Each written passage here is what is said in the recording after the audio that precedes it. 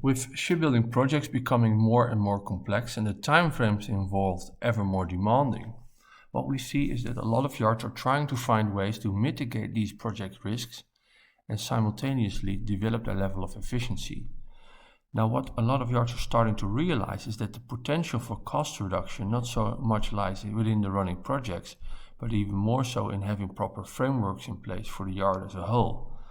Now, the value of Floorganise is to bring enhanced levels of project control by recognizing risks early in time as they arise within the project, but on the long term also have a framework that allows for the application of front-loading principles,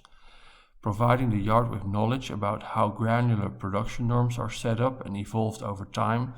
how particular constraints are running within the project or in the yard as a whole, how capacity utilization is evolving, and therewith have a framework that allows for proper steering of projects and priorities for the yard as a whole. Now, obviously, that is more than just IT because it also involves certain processes and themes to be developed in coherence with each other. But this particular setup really allows for operational excellence to be delivered. The planning and control cycle obviously plays a crucial role when developing all these topics.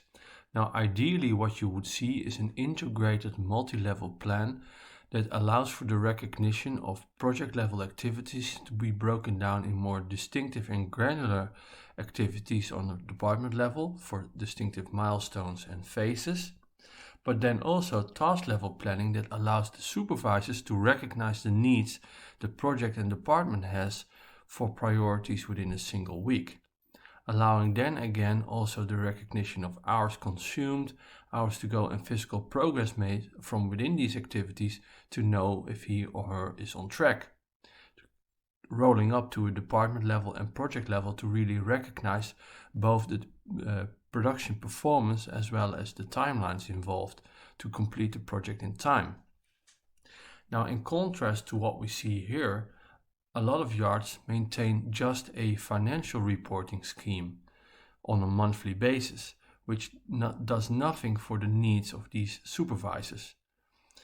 The result of this is that a lot of subjective assessments are made on where the project is, how priorities should be set, and therewith really deviating performance from what is expected to what is actually taking place.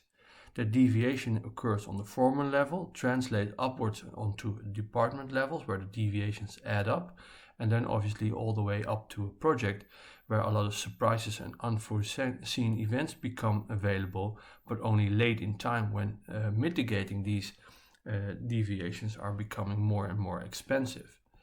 Now, the root cause of all this is that basically the plan, do, check, act cycle that happens within the shipyard between the office and shop floor is not closed.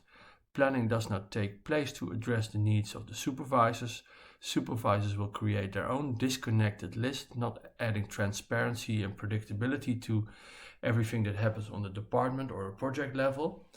The assessments made are based on subjective based assessment on very large chunks of work that just cannot be overseen properly, therewith allowing for a lot of firefighting and improvising to take place, and that obviously adds up to more deviation on both the performance of the yard as well on the project. Now, to control all this better and enhance performance, what you would like to see is that the tactical and operational plan, you really shake hands. But to do that, you would need systems that not only account for financial backbone needs, but as the ERP system does, but also the needs of the operational level and the supervisors.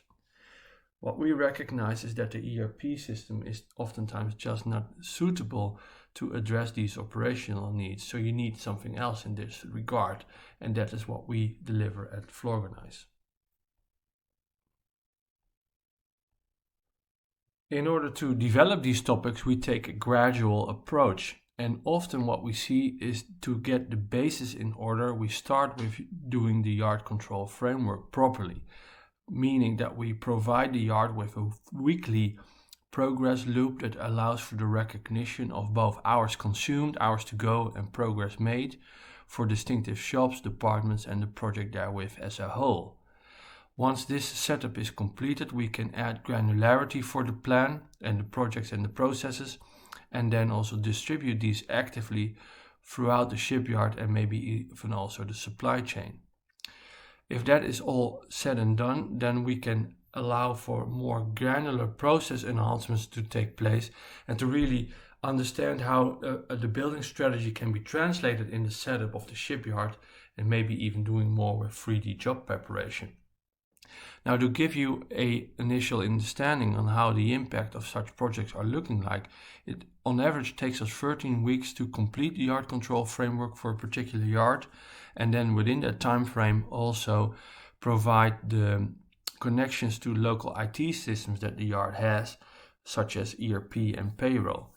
Oftentimes that takes somewhere between 20 and 30 days of project investment, depending on the particular systems in place. Now, if that's all completed, then the project control framework allows within these same sets of data to just understand how the constraints of the yard are set up and how we can translate that in a proper project plan and libraries and all that to account for these granular norms and sequence of activities to take place.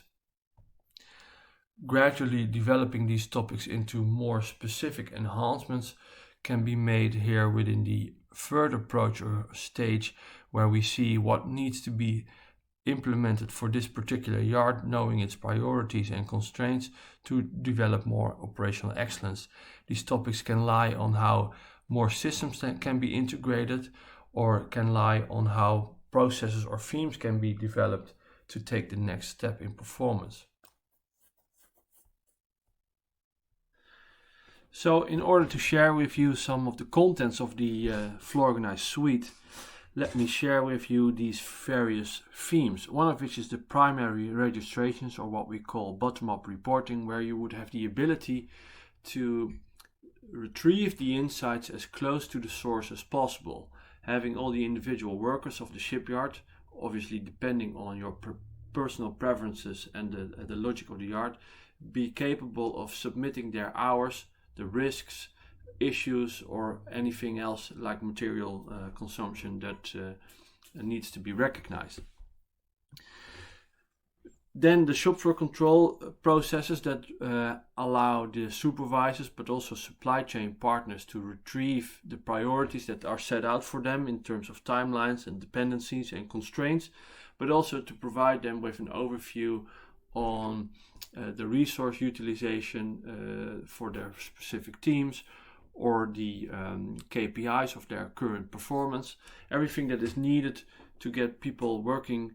on the same plan through their own specific lenses and logic. The topic of integrated planning, where we would use the cadmetic logic and metadata to account for more granular norm setting, so through the application of metadata, but also a multi-project, multi-resource, multi-yard approach to planning to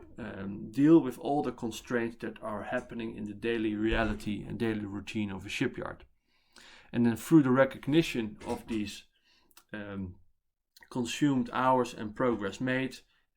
in contrast to what is set out in time and planned, we can provide with a variety of different dashboards, S-curves, earned value approaches to show you how your project is running and where the deviations is coming from,